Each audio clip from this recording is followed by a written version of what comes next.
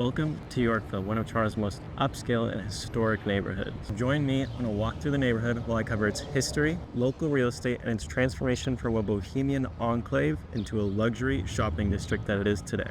In 1853 was when this entire area became the village of Yorkville. It was just another quiet neighborhood until the 1930s when the area started to become more bohemian. Now, bohemian is a cultural lifestyle kind of similar to the hippies. It's what led to the area being a hub in the 60s for all many movements and protests that were taking place at the time, from anti-war protests because Vietnam was happening to movements for gay rights, women's rights, and tons of literary movements. Because Yorkville was such a hub for these movements, you had so many powerful people here all the time. Could you imagine walking through Yorkville on a Saturday evening, stopping in at a coffee house, and listening to Margaret Atwood do her first reading of her debut novel, The Edible Woman, then later in the evening, stopping in at a coffee house just another few steps away and listening to Joni Mitchell, Gordon Lightfoot, Neil Young, and Leonard Cohen all within the same night? Well, in the 1960s, you could have done just exactly that. Yorkville was an inspiration to many Canadian artists. Joni Mitchell's song Night in the City was about Yorkville. Neil Young in his song Ambulance Blues sings about Riverboat Coffee House, a coffee house that we'll visit shortly that became iconic because of all the famous folk rock singers who performed there. Gordon Lightfoot, who passed just over a year ago, also regularly performed there and in many of the other coffee shops in the area. Now, the Riverboat Coffee House is one of the most famous of all and was in the basement of a house located at 134 Yorkville Avenue, which is now the Hazelton Hotel and the Hazelton Private Residences, which I'll show you in a moment because we're going to visit it when we go down Yorkville Ave. Bernie Fiedler was who opened the riverboat in 1964, and he was responsible for getting many of those famous artists to their first big shows at Massey Hall. Just check out this poster from 1969 advertising the performances there.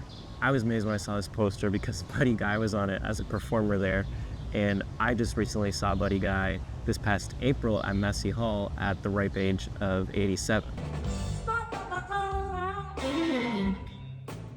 I just want you to fall. Now, by the mid-70s was when the bohemian culture and the hippie lifestyle decided to leave Yorkville. Now, the main reason for this was because the developer of York Square, an iconic group of buildings from here in the 60s in Yorkville, just down on Yorkville Ave here, that developer had decided to go ahead and build Hazelton Lanes in 1976, the famous shopping mall, which is now Yorkville Village.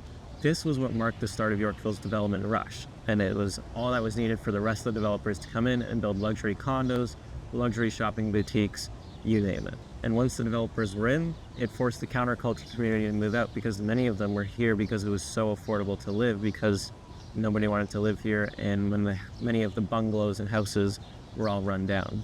Office buildings and luxury condos were then built throughout Yorkville and made it what it is today pretty much, and that development is still taking place to this day.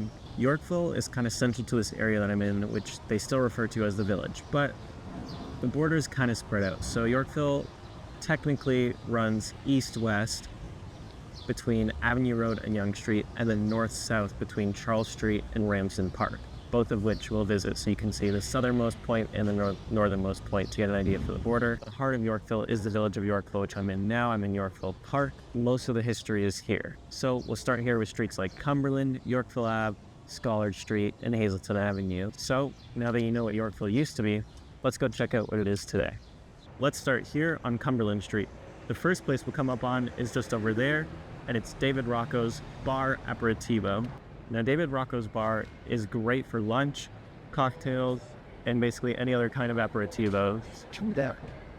David Rocco is most known for his TV show, La Dolce Vita, and the cookbook that is associated with it. And so, great place to get just a drink or some small snacks. Next up is Sassafras. Sassafras, you can see by the Canadian goose, is French-inspired Canadian cuisine. They have all of Bel Air Street here, which is closed in the summer as well for outdoor dining. And Sassafras is classic. It's been around for nearly 30 years, so you can't really go wrong with choosing it as a place to eat. As we keep making our way down Cumberland, on my right here will be all kinds of boutiques and cafes, sunglasses, clothing, watches, spas, ice cream, sandwiches. You can find pretty much anything you really want along here. Then to my left here is Yorkville Park, where I was just sitting at the beginning of the video. Once the weather's nice out, there are people sitting here and relaxing with their cup of coffee, gelato, or a sandwich from a bistro across the street. It's a really nice use of the space that used to be townhomes, but they were demolished to build the subway line that is directly below us. This left the space empty for 40 years, then in 1991, they decided to make use of the space and turn it into a park. Now you may have sat on this rock a bunch of times and never thought anything of it, but it's actually around 1 billion years old. The rock weighs 650 tons and is part of the roots of an ancient mountain range from the Canadian Shield. The rock was removed from there and transported in huge chunks to Yorkville Park right here. As each rock section arrived, it was reassembled, and you can see that in the lines between all the different large pieces. Here is your way in and out of the subway. This goes to line 2, and you can connect to line 1 to the east at Yonge and Bloor, or to the west at St. George Station, which is right by the U of T Stadium, which is the football field and the running track. Then, as we keep making our way down, there are more shops, and here is 155 Cumberland, an extremely exclusive condo building. Now, the entrance may seem unsuspecting, but that's really the point. The building here was built in 1960 and held office space along with Noah Torno's penthouse. Now, Noah Torno was a real estate mogul, and he dipped into many different ventures in Toronto. He and his wife, Rose, were most known for being president on the board of directors of the ROM. Many of the dishware, clothing, and jewelry you can find in the ROM are actually from Rose Torno's very own collection. Now, the multiple residences at this building came to be in 2006, because before that it was just Rose and Noah Torno's penthouse, and that was the only residence. King Street Capital then came in with the proposal to add residences above and below Torno's penthouse. The City of Toronto responded with designating Torno's penthouse as a heritage property, and then allowed the development of 15 ultra-luxury exclusive suites. The construction was complete in 2010, and there is a 6,600 square foot full floor unit currently available for $29 million. I can't show you the unit or the listing, but if you Google the building, you can see the listing photos and check it out for yourself. Now let's head down to the right and keep going to the end of Cumberland. At the end of Cumberland, you have 200 Cumberland, which is a condo building completed in 2021 and is called Yorkville Private Estates. There are 48 units here in the building, ranging from around 1,000 square feet to over 8,000 square feet. These units will be going anywhere from $2,000 to $2,500 a square foot. Also, by the way, nearly every building I mentioned today has full service concierge that will do things like handle packages to you or walk your dogs, and most of the buildings also have car valet service. I won't mention every condo building we walk by today, but mainly the more prominent and luxurious ones, because there are just too many condos here to stop at every one. But there are some super cool and unique ones that I'll definitely point out. So you can see the waterfall they put in with the new building behind me, and we're gonna go right to the end of Cumberland and move on to Yorkville Ave, which is just up a block from here. And on the way up to Yorkville Ave is the famous Prince Arthur building, which was one of the first luxury buildings to be built in Yorkville. It was built in 1999. It's 24 stories and has 152 units. The units here range anywhere from 700 square feet up to 4,200 square feet. Prices around the 1,500 to 1,700 a square foot range, and your maintenance fees are nearly $1.70 a square foot. So in terms of where we are here, looking down south at Avenue Road, you can see the CN Tower there, and I'm taking Avenue Road up to Yorkville Ave from Cumberland, and that's right where Prince Arthur is. So it's right in between Cumberland and Yorkville. Once we get to Yorkville Ave, I can show you the entrance into Prince Arthur. So we're at Avenue in Yorkville now, so we'll go down Yorkville Ave, but this is the entrance to Prince Arthur, as you can see. That little tunnel that kind of goes through, and it takes you into their courtyard.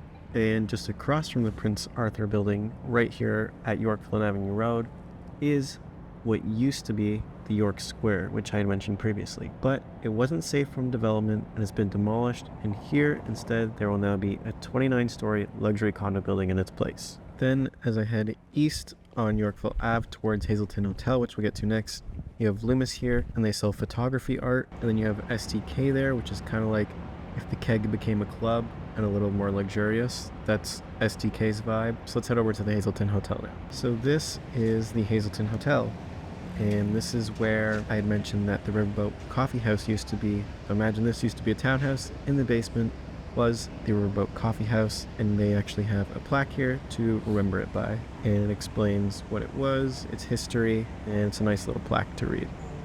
Now, the hotel opened in 2008, and it's home to the One restaurant, which is just kind of classic fine dining. Above the 5-star Hazelton Hotel are the Hazelton residences, some of the most luxurious residences in all of Canada.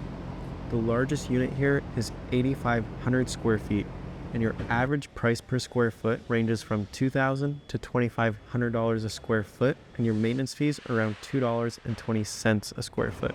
You get full service hotel concierge, of course, which includes room service from the One restaurant and housekeeping.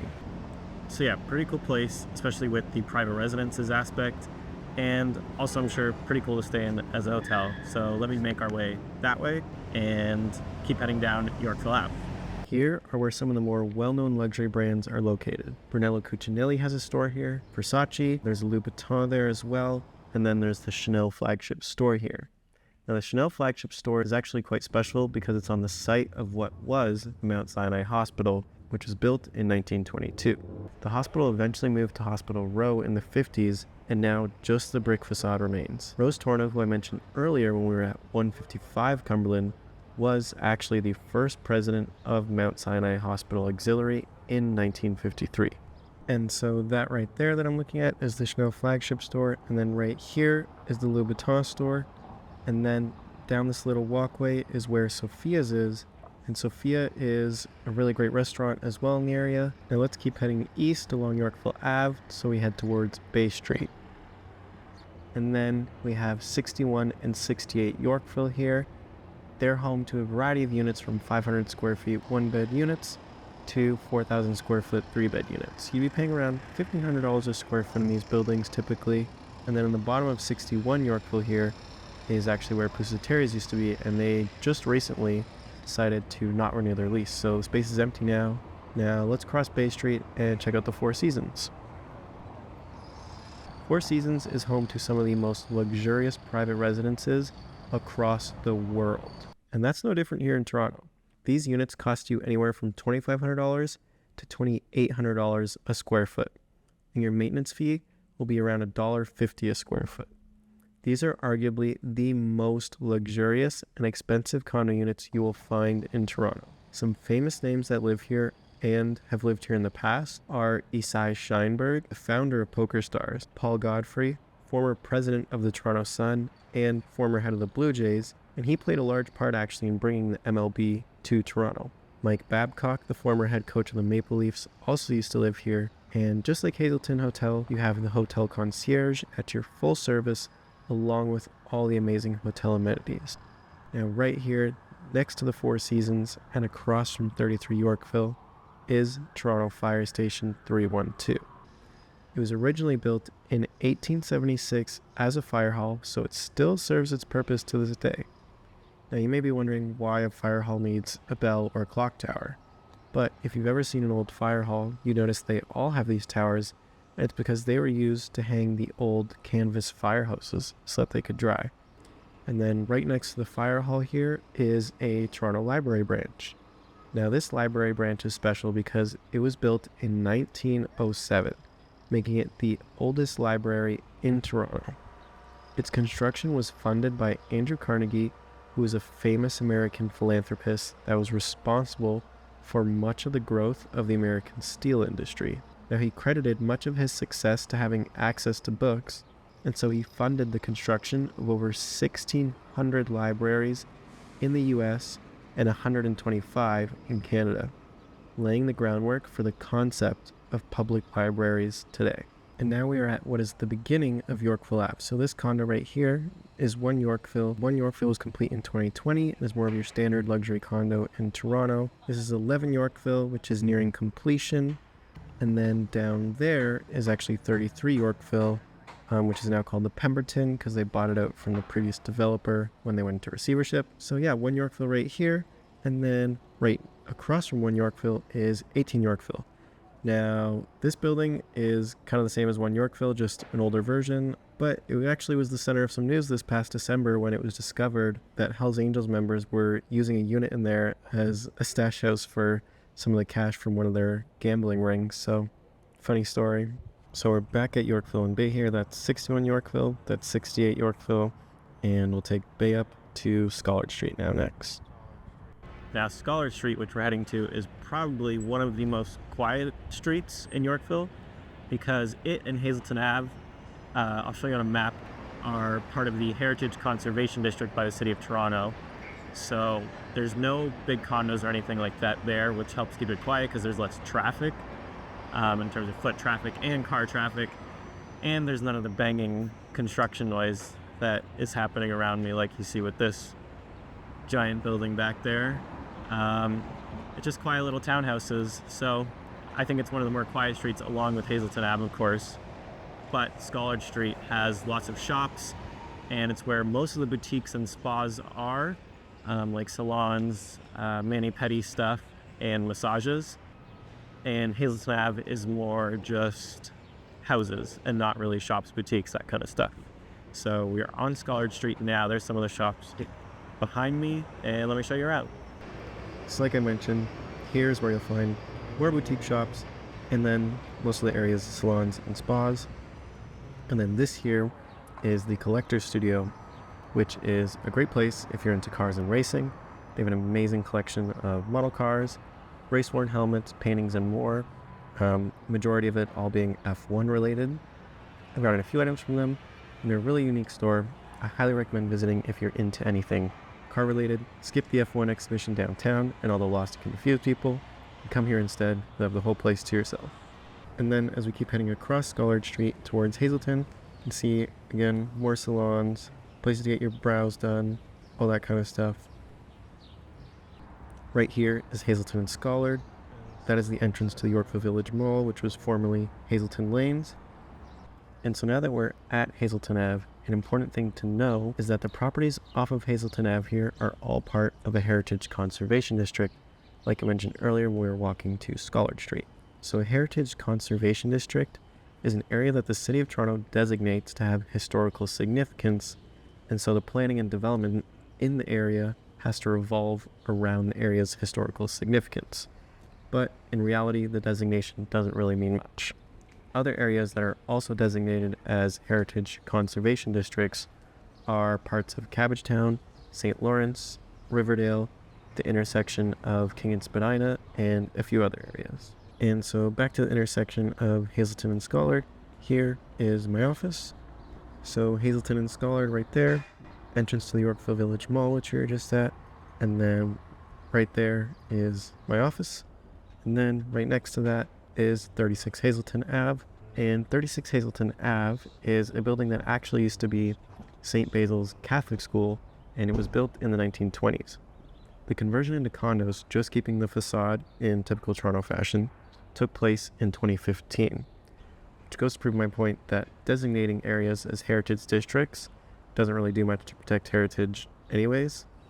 Mark Wahlberg is rumored to have bought a unit here during its sales launch, but it's unknown if he actually lives there now. The building is a perfect example of what an ultra-luxury, exclusive boutique building should be. The most recent sale was a 2-bed, 3,955 square foot unit, and it sold for $9,150,000 just over a week ago. And then just across the street is Haliconian Hall right here, or the Little White Church, as my office likes to call it, as we have meetings in here every once in a while. Haliconian Hall was built in 1876 to serve the neighborhood, and its design is part of the Gothic revival. But instead of stones and bricks, they used wood, making it a carpenter's Gothic revival. This is one of only 37 National Historic Sites in Toronto, putting it amongst places like Fort York, Distillery District, Massey Hall, and others. And then Hazelton Ave continues north up to Davenport. You can just see how serene and quiet these tree-lined streets are, and we'll head up there in just a moment. And so here on Hazelton, you've got, boom, my office, Mark Wahlberg, Heritage School facade, and then Haliconian Hall right behind me. So let's continue our way up Hazelton Ave towards Davenport Road. As you make your way up Hazelton Ave, you walk by some beautiful homes. It is such a nice and quiet street, and all these homes are a part of that Heritage Conservation District. Recent prices here range anywhere from $3 million to $10 million for a semi-detached historic Victorian home. It kind of just depends on the condition that it's in, because some of these have been fully gutted and renovated, and some are practically in their original state from the 1800s. And so I'm sure you can just tell how serene Hazelton Ave really is. It's so quiet. The houses are so nice. And it's one of those places that, since it's so quiet and so nice, it just makes you want to kind of stop and smell the flowers. Anyways, it's super nice. Wow, it actually smelled really good, but my allergies are probably going to go crazy in a second. But it's a super nice street. Probably one of the best you can live in Toronto. And it's gorgeous. What's there not to like? So let's keep taking Hazelton Ave out to the north until we hit Davenport Road, and then I'll show you a bit of Davenport Road. Oh, see, there are my allergies I talked about. That was a bad idea. Anyways, out to Davenport Road. Then there's not much to show on Davenport Road. I'll show you Jozo's, an amazing restaurant, and then we'll head out to the west on Davenport and go down Avenue Road. And so this is where Hazelton Ave comes out to Davenport Road. Davenport Road here runs east-west. Towards the east in this direction, you can get onto Belmont Street, which connects to Almer Ave, which goes into Rosedale Valley, and that would be your connection to Bayview Ave to get to the DVP. And then just make your way down Davenport to Avenue Road, which is the lights. Over there is Avenue, and right over there is Jozo's. Jozo's here has amazing seafood. The best option is always to go with a fresh market fish that they have in and get it grilled whole and enjoy it that way. Now let's head across to Avenue Road and then take that down to the Yorkville Village Mall. Across the street right there is Osteria Julia, a famous Michelin star restaurant that is amazing. Then this here is 151 Avenue Road. It was recently completed in 2019 and has all kinds of units that can match pretty much anything you're looking for. There are one-bed units in the low $1,000 a square foot price range, and then larger, more luxurious units at the higher end at $1,500 a square foot. Here is Soto Soto, a restaurant similar to Jozo's in that they both have a long and rich history in Yorkville, and you can't really go wrong with dining at either one. Soto Soto serves classic Italian, and it's extremely popular among the celebrities that come to visit Toronto. Then hidden here is Sushi Masaki Saito, the only restaurant to have 2 Michelin stars in Canada. It is the most expensive restaurant in Canada and the second most expensive omakase in North America. It is extremely hard to get a reservation. I believe there's only 8 seats in the entire restaurant, and the cost is $680 a person, plus HST, plus whatever drinks you get as well, of course. Then across the street here is where 89 Avenue will be constructed. It will be an ultra-luxury boutique condo building that has a chance to become one of the most luxurious addresses in Yorkville. A half-floor unit, because they're doing quarter floor, half floor, and full floor units. A half-floor unit at 2,700 square feet costs you $8 million. And to help orient where we are, that right there is Prince Arthur Building where we were, and that's Yorkville Ave kind of down the lights by there. So we just kind of went in a big square. This is the Yorkville Village Mall, which was formerly the Hazelton Lanes. It has a Whole Foods, an Equinox, a food hall, all kinds of different shops. And so now that we're done there, let's head south down on Avenue Road to the very southern border of Yorkville, which is Charles Street East. And we'll check out the ROM and the Gardner Museum and that whole area, and then we'll go down Bloor, and that should be pretty much it for the core of Yorkville and the main stuff in the area. So right now I'm walking towards Prince Arthur Building, I'll cross Bloor, then I'll be at Charles Street. So I'm now at Charles Street in Queen's Park. There's a bit of TTC renovations, construction happening, but that is the Royal Ontario Museum, the largest museum in Canada and a must-see. It was built in 1912, and in the early 2000s, it went under a huge renovation, adding the Michael Lee Chin Crystal Building here in 2007. Here is a photo of the museum from 1930, from right exactly where I'm standing now. You can see the museum looks identical to how it did nearly 100 years ago in this photo. You can even see the Park Hyatt Hotel in the back, which was brand new at the time of this photo and was called the Queen's Park Plaza Hotel. Here's the entrance and a photo of the entrance from 1935. And here's the view of the Crystal Building add-on, and this is what it looked like from Avenue and Bloor in 1930. Just across from the ROM is the Gardner Museum here, which is a ceramics museum showing all kinds of pieces of art and history made from clay. Now, the current exclusive exhibition going on at the ROM is the Wildlife Photographer of the Year 2023, which shows all the nominations for the awards as well as nominations and winners in certain categories. There's all different kinds of categories from jungle to ocean, but that exhibition is finishing May 26th. So by the time I have this up, that exhibition will be over, but the rest coming up in June are quilts of Canada. So they have quilts dating back all the way to 1850 and even modern ones that have been made, all different kinds of designs made in Canada.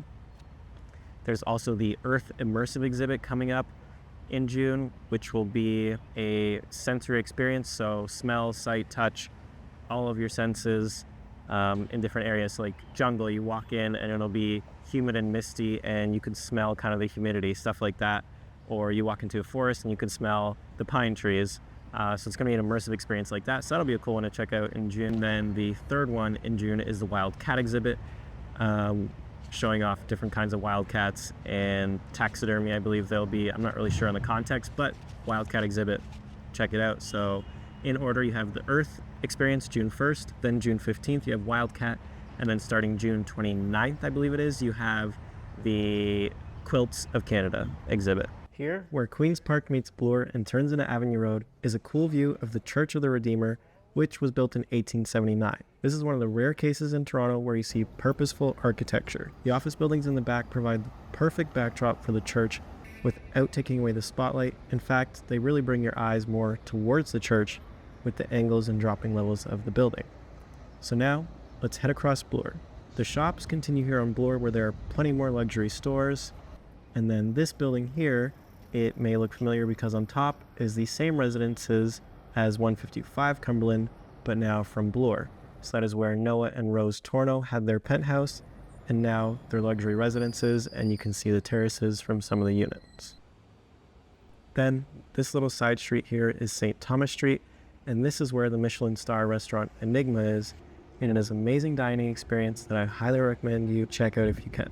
And then I'm just going to keep heading down St. Thomas Street here until we get to Charles Street to show you one St. Thomas. Now this building was complete in 2008 and is another top address within Yorkville. It is a 29-story building and I believe there are only 70 units within the building. The architecture here is straight out of New York and was done by Robert Stern, who has done many private projects and condos in New York, but he was also the architect for Disney's Yacht Club Resort and Disney's Beach Club Resort.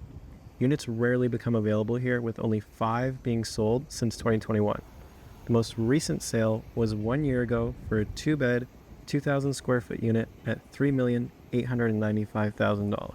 And that's pretty much it for the heart of Yorkville. So let's head over to Ramsden Park, which is the northern border of Yorkville, and we'll do a recap there. I'll go over the real estate market as well as some highlights in the neighborhood of events that happen annually or even just every once in a while. Maybe I'll head over to Jesse Ketchum Park. I'll check out which has less dogs barking, but definitely a park so I can sit down because my feet are tired and it's hot. So yeah, head over to the park and we'll go from there. And so this is Ramsden Park here. We are just 1 block north of Davenport, and this is the northernmost border of Yorkville. This side street is Pears Ave, and it's a really big park. There's tennis courts here. It's nice and quiet, great place to walk through. Okay, I found a little bench to sit at in Ramsden Park, and let's go over everything.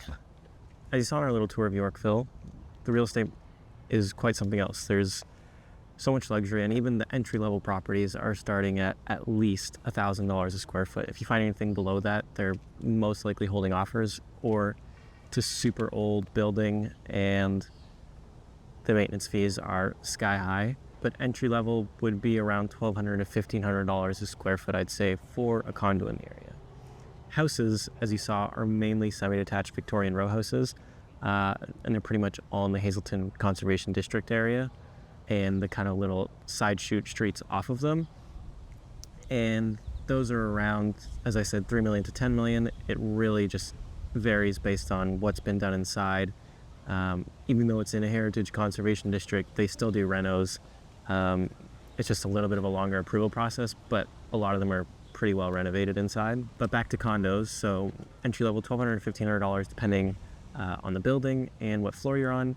As you get into the more ultra luxury buildings, then you're in $2,000 or $2,500 a square foot, and that's where you'll find those amenities like things like Four Seasons or Hazelton residences, where you have basically full hotel service as if you were staying in a nice hotel, as well as car valet service. And then basically any higher than $2,500 a square foot would be super ultra luxury residences, where they're the most luxurious in Canada and some of them even in North America.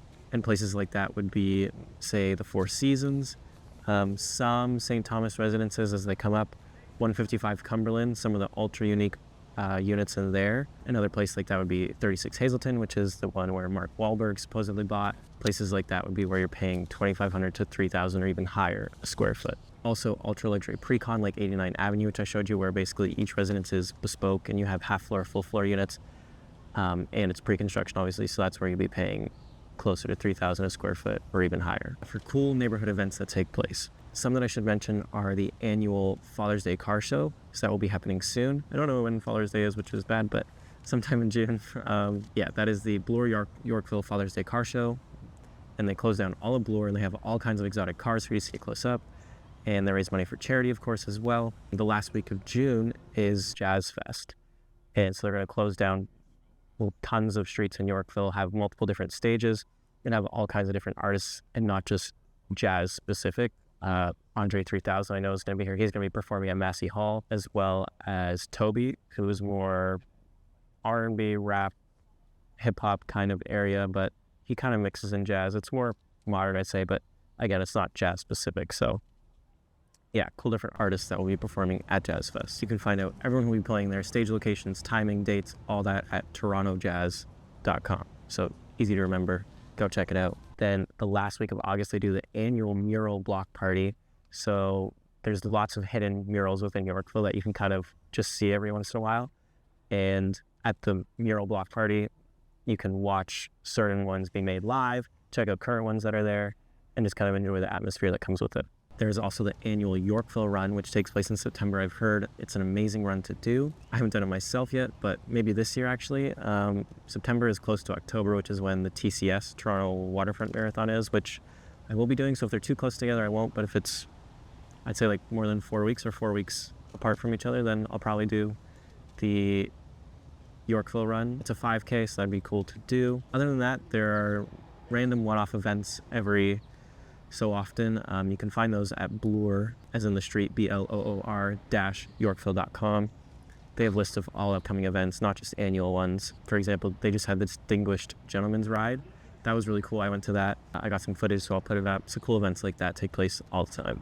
And in terms of development, there isn't really much going on in Yorkville, aside from the typical condo buildings, office buildings going up.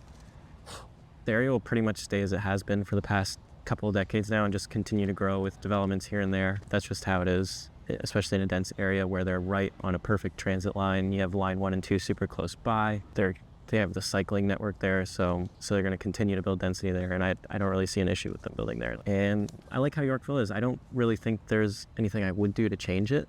It's really a perfect hotspot. You have literally everything within 500 meter circle radius, which is a 5-6 minute walk for anybody. It's perfect. Thank you for joining me on this tour of Yorkville. I hope you enjoyed the charming streets, the iconic landmarks, the history of it, and the luxurious real estate, of course, that makes Yorkville so unique. Whether you're interested in history, culture, or high-end living, Yorkville offers it all to you, really. If you're considering making Yorkville your home, or you just have more questions about the area, feel free, of course, to contact me and reach out. My info is always down in the description below, easy to find, so you can contact me through there. If you have more questions about the area, or even any suggestions that you don't want to comment down below, feel free to shoot me an email, text, call, whatever you want, and let me know. Because as always, I'd love to hear your thoughts on this video. The feedback on the neighborhood videos is always great. There's always tons of comments saying great things, providing good feedback. So continue that. Give me whatever feedback you have. I'm excited to continue showing you more of Toronto's diverse neighborhoods. I'm thinking of either doing Corktown East End next, which I love. It's one of my favorite neighborhoods in the city, or doing West End and doing something like Runnymede or High Park because I haven't really ventured out west. This is technically as far west as I've gone, because this is Avenue Road, which is Queen's Park, which is University. So yeah, this is technically as far west as I've gone for a neighborhood video. So yeah, I can go further west to High Park, Etobicoke area, or do Corktown. Maybe let me know down below. But either way, I'm going to hit them all, hopefully, this summer because it's so nice out and it's fun to do. So stay tuned for more updates on the channel. Of course, I'm going to be putting out videos in between different neighborhood videos. I'm going to have stuff coming soon from The Well with the Signature series. So they're luxury buildings. Cool stuff coming up there soon. Hopefully the next couple weeks, they're still finishing the model suites. Aqualuna is coming up close to completion. So I'm going to see what I want to do, but probably a sit-down interview with one of the people that works closely with Aqualuna at Dietterle.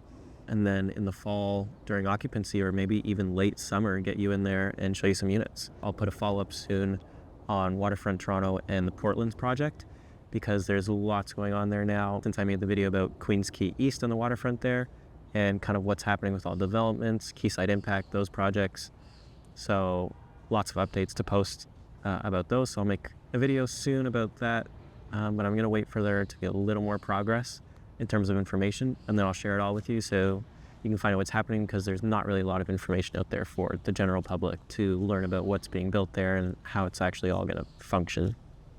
And that's all. So thanks again for joining me on another neighborhood video and exploring Yorkville with me. Don't forget to like, share, and subscribe for more real estate content and to see more of Toronto and its diverse neighborhood. Thank you for watching, and see you in the next video.